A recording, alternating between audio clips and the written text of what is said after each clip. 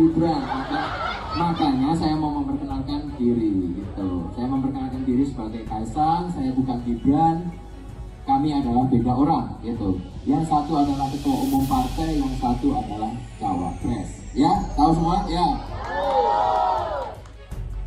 Nah, terus saya juga Ngakak, kampanye ke Maumere Kaisang dikira Gibran sama warga?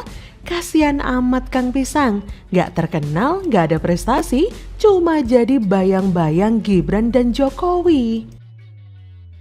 Jadi terimalah ini sebagai sebuah kenyataan dan ya sadar diri bahwa Kaisang bukan siapa-siapa kalau dia bukan anak Presiden Jokowi.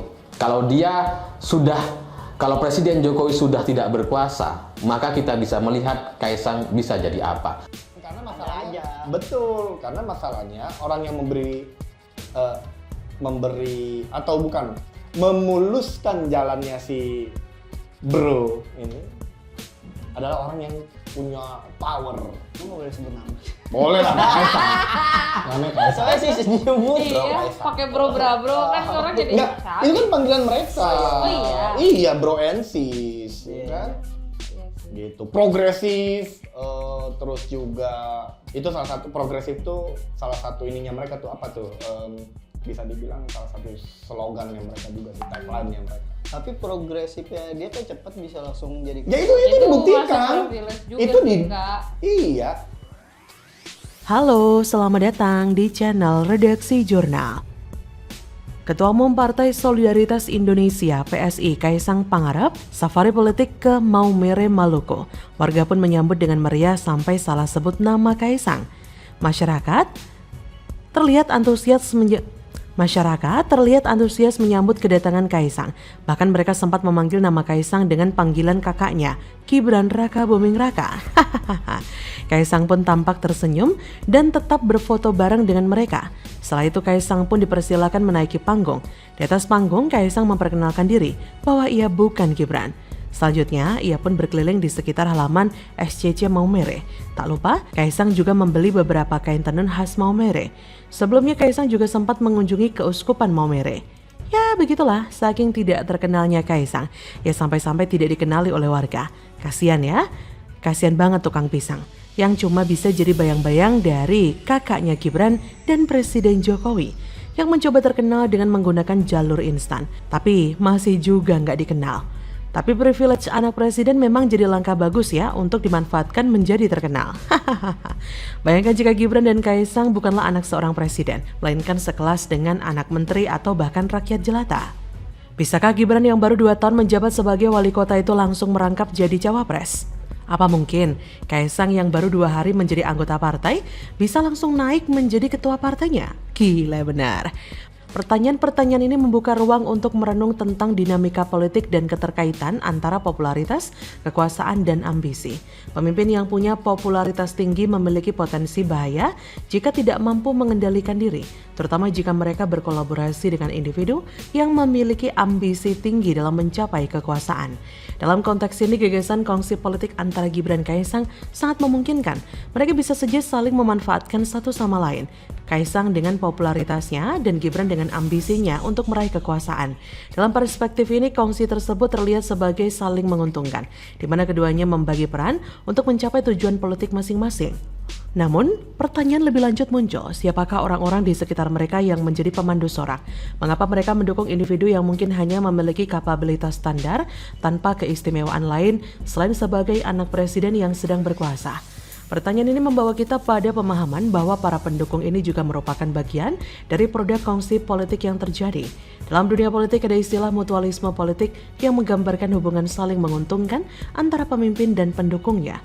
Gibran Kaisang mungkin saja menjadi pilihan yang nyaman bagi para bunglon politik, yaitu makelar dan penjilat yang mengamati dan memanfaatkan situasi politik untuk kepentingan mereka sendiri.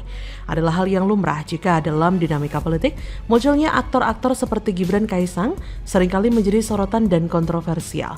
Mereka bisa dianggap sebagai manifestasi dari permainan politik yang tidak selalu memihak pada rasionalitas dan kapabilitas, melainkan pada popularitas dan koneksi politik.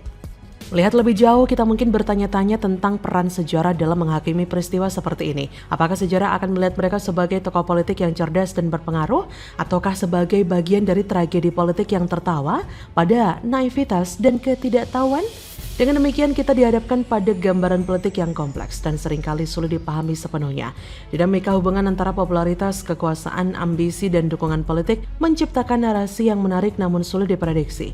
Gibran Kaesang sebagai produk dari kongsi politik semacam itu menjadi studi kasus yang mengajarkan kita tentang kompleksitas politik dalam menghadapi tantangan zaman. Bagaimana menurut Anda? Komitmen pasangan nomor 1 ini bukan pemberantasan korupsi, tapi korupsi dan 2 saudara kandungnya. Korupsi dan 2 saudara kandung maksudnya? Korupsi, kolusi, dan nepotisme. Gile, jubir Timnas Amin ditangkap kejaksaan. Indra Karismiaji diciduk terkait penggelapan pajak dan pencucian uang. Amit-amit jangan sampai dipilih capresnya. Juru bicaranya Timnas, Pak Indra, terus terang kami menyesalkan proses ini. Pertanyaan kami, apakah perlu dilakukan penahanan? Itu pertanyaan kami. Kita sama-sama ketahui kasus ini kasus yang sudah berjalan cukup lama.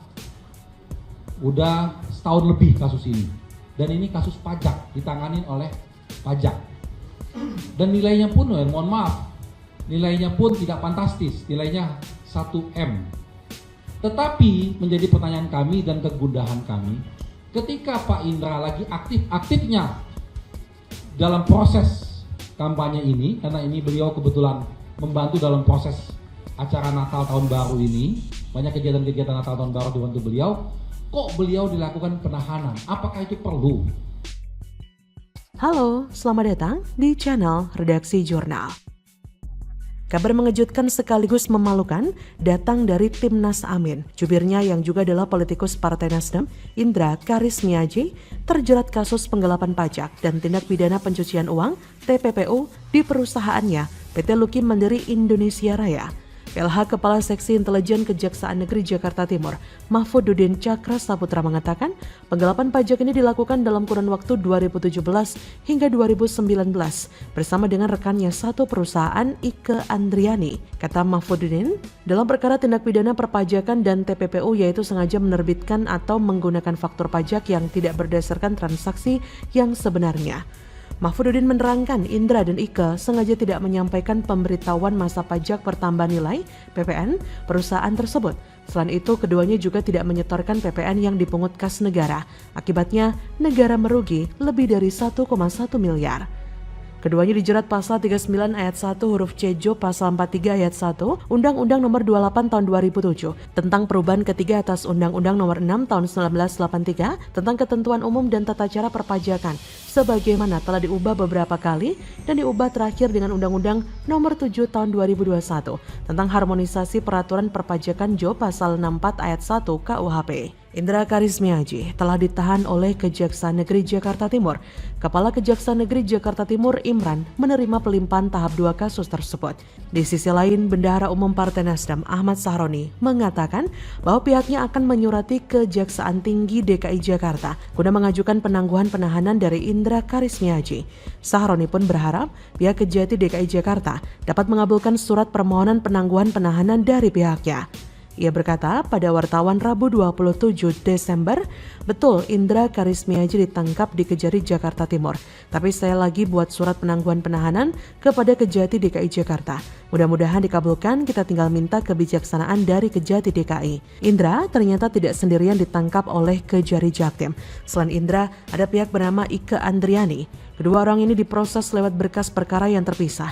Indra ditahan di Cipinang, Ike ditahan di Rutan Pondok Bambu. Kata Kejari Jaktim, yaitu tersangka Nurindra B. Karismiaji di Rutan Cipinang berdasarkan surat perintah penahanan tingkat penuntutan Kepala Kejaksaan Negeri Jakarta tertanggal 27 Desember dan untuk tersangka Ike di Rutan Pondok Bambu. Selanjutnya, Indra dan Ika secara terpisah akan berada di rumah tahanan selama 20 hari, terhitung mulai malam 27 Desember hingga 15 Januari 2024. Mereka berdua berkasus dan menjadi tersangka perkara pajak dan pencucian uang. Mereka disangka tidak membayar pajak pertambahan nilai PPN pada 2019. Wah, asli parah banget. Belum apa-apa sudah terlibat kasus penggelapan pajak dan tindak pidana pencucian uang. Gimana nanti kalau sudah berkuasa kubu mereka? Ngeri. Hal ini semoga jadi peringatan untuk memilih capres dengan tim yang bersih.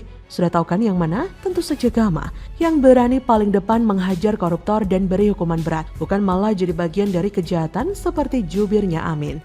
Bagaimana menurut Anda?